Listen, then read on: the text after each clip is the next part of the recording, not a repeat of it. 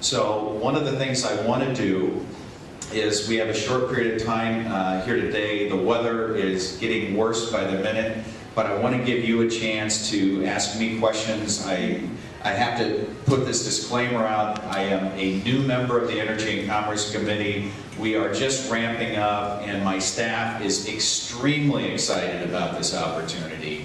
But it will take us some time to get acclimated to the committee process and the information that will be under the jurisdiction of all these subcommittees that I serve on. So I'm going to ask for your patience and forbearance. The number one thing you can do for me is what I tell all of my constituents. You can help me by putting a human face on the problems you deal with every day that I have to be an advocate for in Washington. And it's complicated because of the patient privacy issues you all face. But from my standpoint, nothing is more effective and dramatic than for me to have a real person, a real problem that helps me highlight why the solutions we are considering are necessary and some of the prior solutions are unworkable. So with that, I just want to thank you for your time and everything you do every day to serve the clientele and patients you serve, and I'll be happy to answer any questions you might have.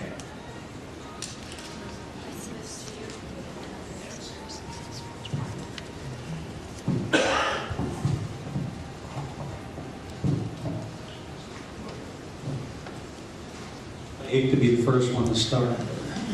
That I'll makes do it two of us. anyway. Congressman, first of all, thanks for coming out in this horrible weather. We appreciate it. I know you're probably on your way to DC right now, and whenever we're done asking you questions, if you have to leave, we understand. The big question that I have, and this is macroeconomic, not related at all to the whole medical equipment industry, because we're just a tiny part of the whole healthcare equation, is how do we inform and educate people that healthcare is a finite resource, and that we have to make sacrifices on each side, and somehow we have to come up with a paradigm that we can take a limited resource and fairly and adequately dole it out to people, and I don't mean dole in a pejorative sense. I just mean we have to figure out a way to allocate it, and we obviously all understand that doing it on the basis of who has money is wrong, that you can't do it on that basis. But we also understand that it's a finite resource, and you can't do it for free without finding some way of controlling it. What process can we use to get there? Well, I think that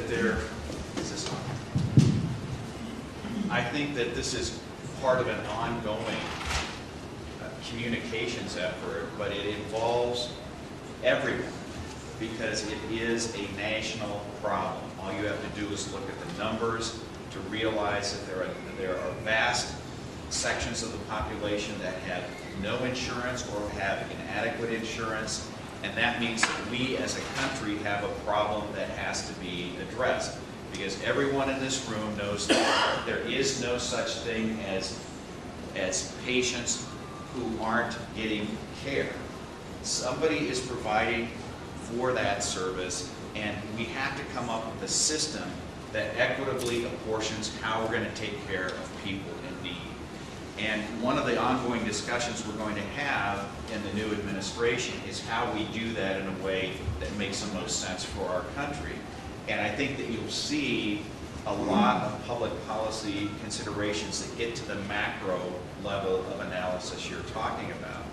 But one of the problems we have is that people, until I think about September 1st, had a perception that they were not personally affected by some of these issues that we've been talking about for years in terms of where we're going with healthcare.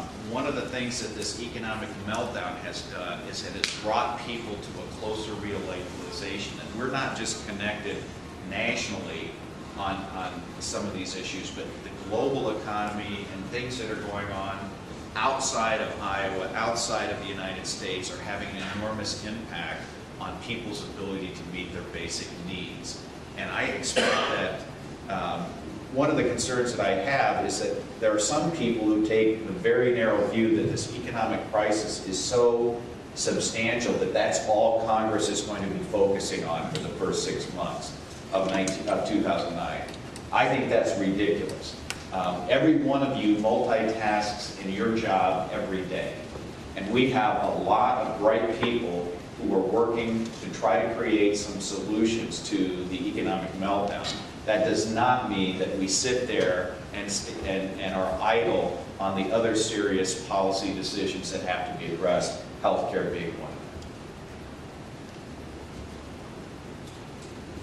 Any other questions for the Congressman? Okay.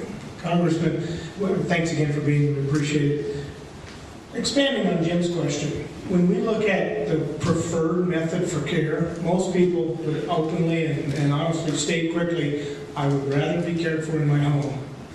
How do we get that across and do a better job of educating that not only is it the preferred, but it's by far the most cost-effective means? Back to your economic meltdown, we need to figure out a way to save money and spend it better. How do we educate them on the best method? Well, it goes back to one of the points that I had mentioned earlier, and that is we have to provide some real-world examples and do it. It's basically a marketing challenge, Kelly. One of the problems I always have with my colleagues in Congress is they still believe that the most persuasive means of communication is speech, verbal communication. And if you study persuasive communications, you understand that that paradigm is completely on its head. That color, photographs, symbols are much more effective in making your point than talking or writing about it. And one of the problems we've had in dealing with a lot of these issues is describing why home delivery is such an important priority for people. Now, before I was elected to Congress, I saw this happen all the time because I represented a number of clients who were disabled and needed health care services in their home. And I also served on the board of Visiting Nurses Association here in Waterloo. And I got exposure in that capacity to the ridiculous funding formula that CMS put together for retroactive payment for services, which is impossible to deal with in terms of budgeting when you're a public service agency or a private contractor. But I also have seen with my own eyes the extraordinary challenges we face with providing home care, particularly in more remote rural areas. Because I had clients who wanted desperately to stay in their home, who may have been paraplegics or quadriplegics, and I saw the enormous challenges they had with turnover among their home health providers. Because a lot of these positions pay very little. There is little professional training associated with some of those positions. And quite frankly, the quality of care that some of them provided was lacking. And so there was a constant turnover. But I can tell you from talking to my mother and from talking to other people who are living in their homes and want to stay in their homes as long as it's reasonably possible, that it's like many of the other challenges we face, whether it's community-based healthcare, community-based corrections, the taxpayer cost is dramatically reduced when we keep that care provided at community level rather than try to institutionalize it. The costs always go up.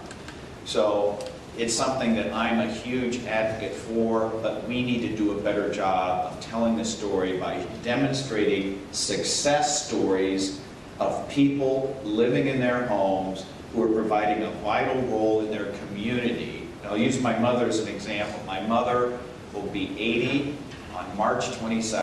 She is still working as a substitute teacher in the town where I grew up in. And it's provided an enormous benefit to her to have that contact and an enormous benefit to the community. So we need to get those examples, and we need to do a better job of marketing them as to why this is such an important priority in funding healthcare. And I apologize for